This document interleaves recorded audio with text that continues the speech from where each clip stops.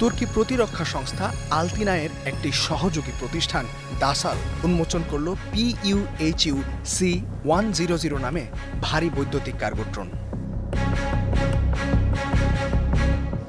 এই ড্রোনটি ১০০ কেজি পর্যন্ত ওজন নিয়ে আনুভূমিকভাবে উচ্চ গতিতে উড়তে সক্ষম। এর বিশেষত্ব হল এটি আকাশে থাকা অবস্থায় এর স্বয়ংক্রিয় হুকিং সিস্টেমের মাধ্যমে নির্ধারিত স্থানে মালামাল আনলোড করতে পারে। সারা জাগানো এই মানুষবিহীন কার্গো ড্রোন প্রদর্শিত হচ্ছে তুরস্কে অনুষ্ঠিত ১৭তম আন্তর্জাতিক প্রতিরক্ষা শিল্প মেলায়। তুরস্কের প্রথম এই মানুষবিহীন কার্গো ড্রোন ছাড়াও এখানে দেখা মিলবে আরও অনেক সামরিক প্রযুক্তির।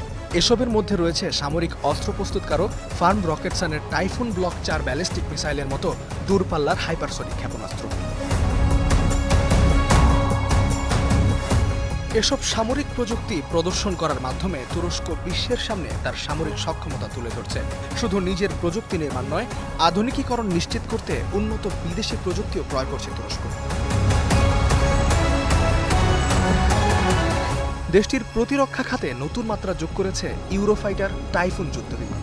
৪০টি যুদ্ধবিমান কিনতে এর মধ্যে যুক্তরাজ্য ও জার্মানির সাথে একটি চুক্তিতে সম্মত হয়েছে দেশটি। এটি বিশ্বের সবচেয়ে উন্নত ৪.৫ প্রজন্মের বিমানগুলোর মধ্যে অন্যতম বলে বিবেচিত।